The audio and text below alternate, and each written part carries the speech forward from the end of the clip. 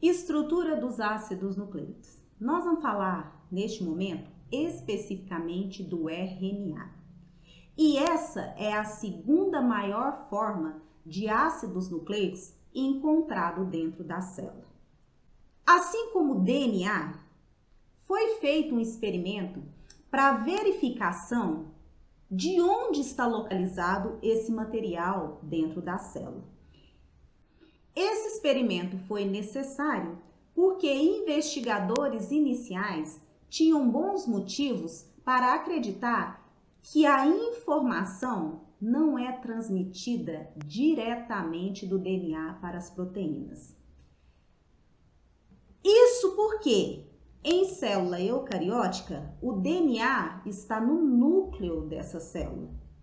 Enquanto a proteína, ela é sintetizada aonde? No citoplasma. Então, nesse processo de transferência dessa informação, é necessário que tenha um intermediário. Para a verificação da localização do RNA dentro da célula, foi feito um experimento em 1957 por dois pesquisadores. Esse experimento foi chamado de pulso Caça. No que consistiu esse experimento? Para a localização desse RNA, inicialmente pegou células que foram cultivadas em uracila radioativa. Esse procedimento foi chamado de pulso. Por que uracila radioativa? Porque essa base, ela é específica do RNA. Se nós olharmos aqui, nós temos a célula. Dessa célula, nós temos o seu citoplasma e aqui o núcleo dessa célula. Uma vez tendo esse material radioativo, é possível nós localizarmos aonde esse material está. E nós estamos vendo ele aqui no núcleo da célula. Em seguida, essas células foram lavadas e cultivadas agora em uracila não radioativa. Essa parte do experimento foi chamado de caça. Após serem lavadas, foi verificado aqui aonde esse ácido nucleico estava localizado. E aqui nós podemos observar que nós temos esse material tanto no núcleo quanto no citoplasma da célula. Vários pesquisadores sugeriram que o RNA carrega a informação genética do DNA para uma maquinária biosintética proteica do ribossomo. Dois pesquisadores, Jacob e Monod, em 1961, apresentaram uma descrição consistente desse processo e batizaram esse processo como RNA mensageiro. Em relação à unidade que compõe o RNA, essa unidade é o nucleotídeo. Sendo o nucleotídeo, ele é composto de três partes bem distintas.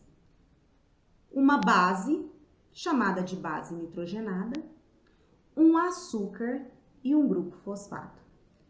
Em relação às bases nitrogenadas, nós vamos observar que nós temos 5 bases nitrogenadas: adenina, citosina, guanina, timina e uracila. Porém, dessas 5, somente 4 compõem o RNA. Quais são as bases que compõem o RNA? Adenina, citosina, guanina e uracila.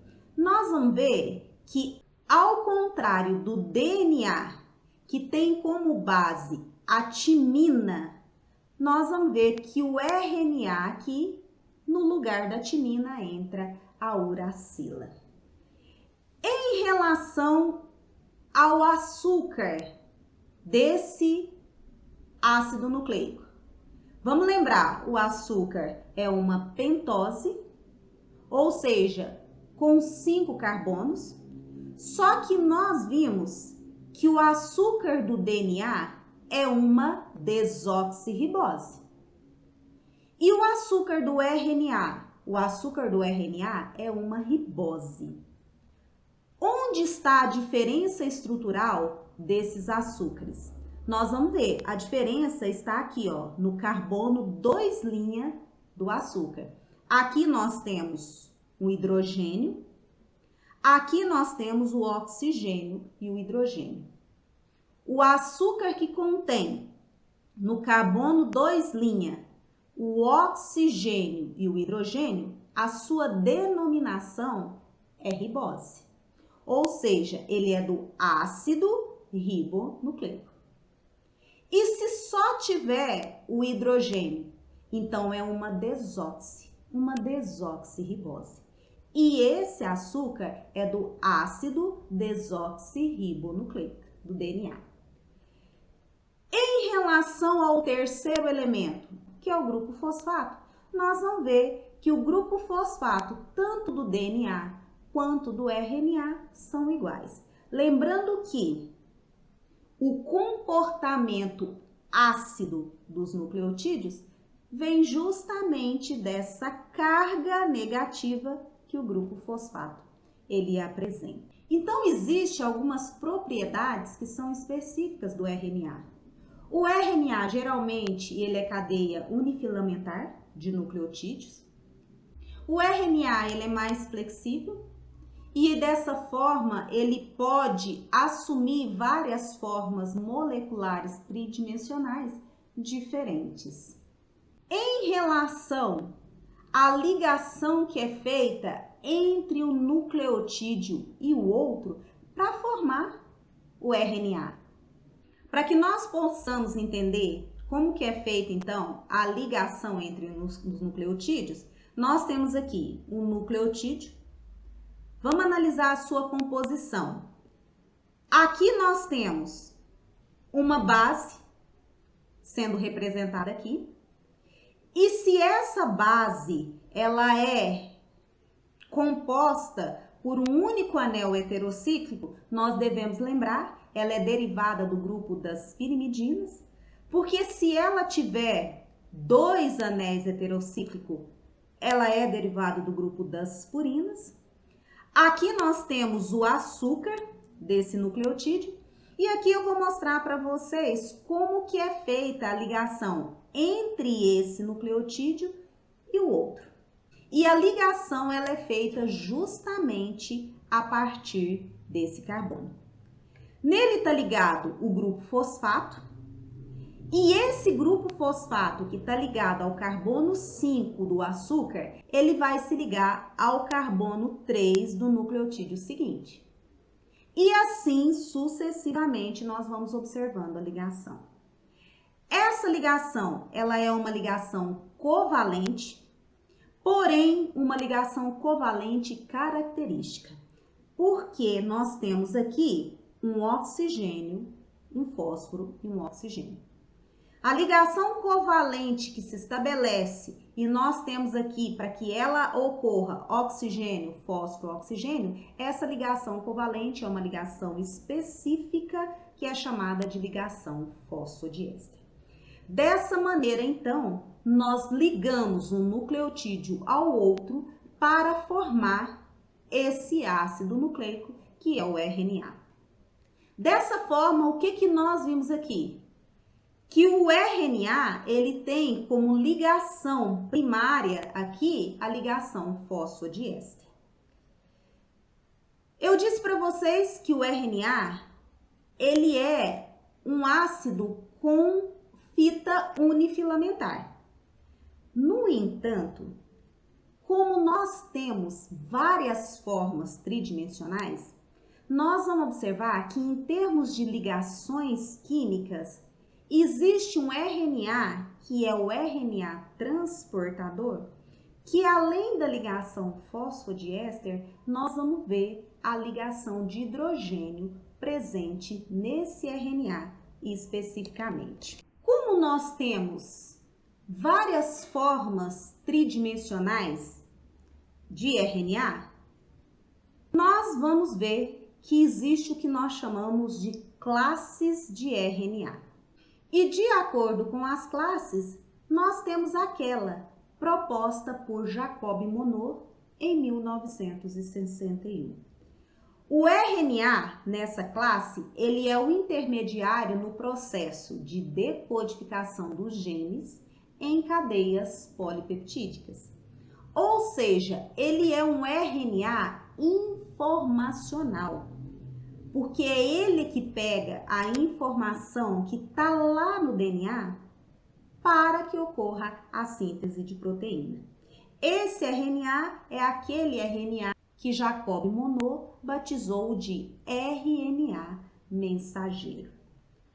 A segunda classe, nela, na maioria restante dos genes, o próprio RNA é o produto final com funções diversas. Nesse grupo específico, nós temos os RNAs que são chamados de RNAs funcionais. Quem são esses RNAs funcionais? O RNA transportador e o RNA ribossômico. Os RNAs funcionais, eles são ativos como RNAs. Porém, eles nunca são traduzidos em polipeptídeos. Cada classe de RNA funcional é codificada por um pequeno número de genes lá do DNA. Apesar deles serem constituídos por poucos genes, eles contribuem para uma grande porcentagem de RNAs dentro da célula. E são eles os responsáveis por contribuírem para as várias etapas no processo de informação do DNA em proteína. No entanto, nós ainda temos nos eucariotos os RNAs funcionais que participam de um mecanismo que é chamado de processamento do RNA. E aí nós temos um RNA específico que participa desse processo, que são os pequenos RNAs nucleares, conhecidos como snRNAs.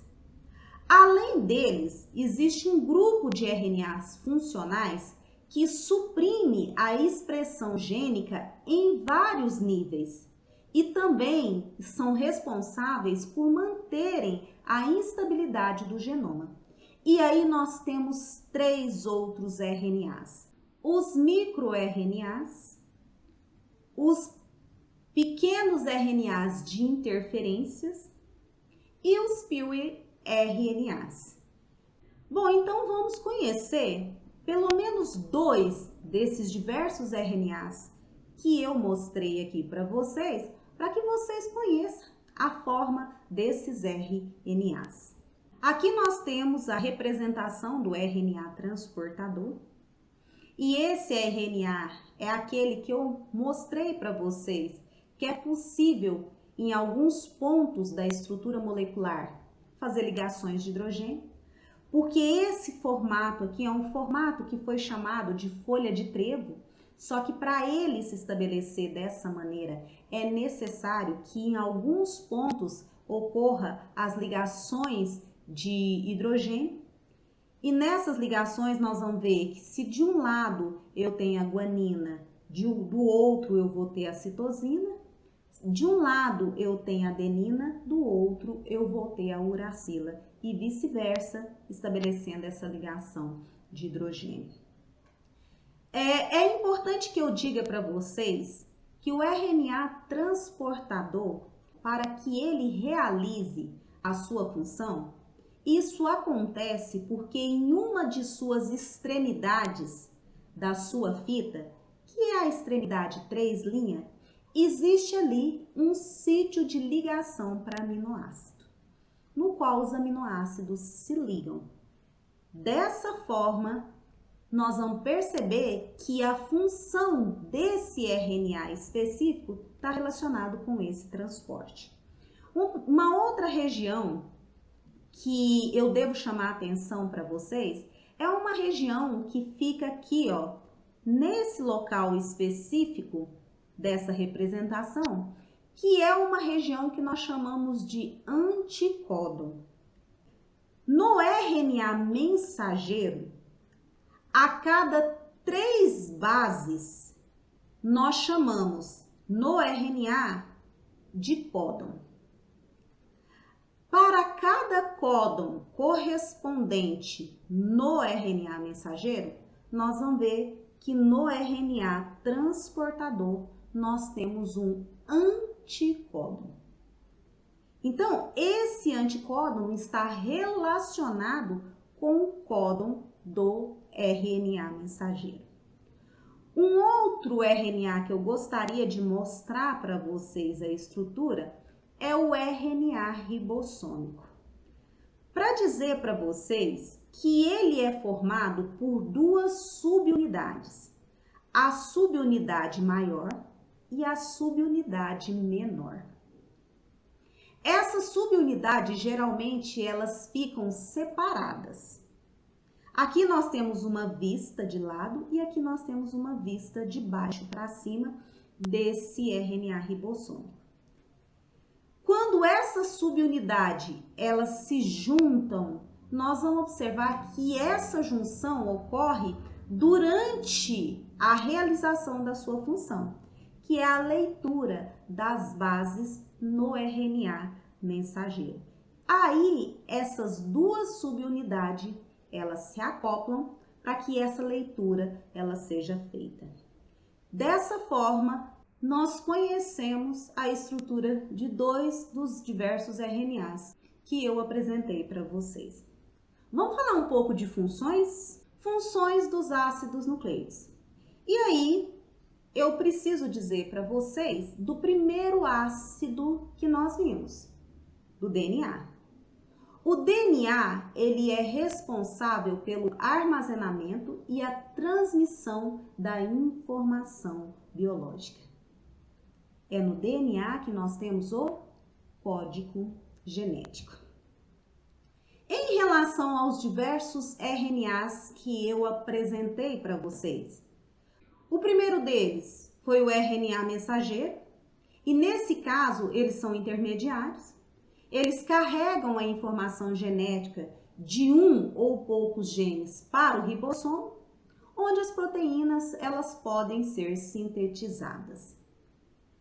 Em relação ao RNA transportador, são moléculas adaptadoras que traduzem fielmente a informação no RNA mensageiro em uma sequência específica de aminoácidos. Por quê? Porque é ele que transporta esses aminoácidos. E os RNAs ribossômicos? São componentes dos ribossomos, os complexos que executam o processo de síntese proteica, e os pequenos RNAs nucleares. Esses, como eu disse, específicos de eucariontes e são responsáveis por um mecanismo que é chamado de processamento do RNA. Os microRNAs recentemente foram reconhecidos como tendo um papel amplo na regulação da quantidade de proteínas produzidas por muitos genes eucarióticos. E nós ainda temos os pequenos RNAs de interferências e o RNA de interação PIWI. Eles ajudam a proteger a integridade dos genomas, tanto das plantas quanto dos animais. Os pequenos RNAs de interferências, eles inibem a produção de vírus, enquanto ambos impedem a dispersão de elementos de transposição para outros losses dos cromossomos.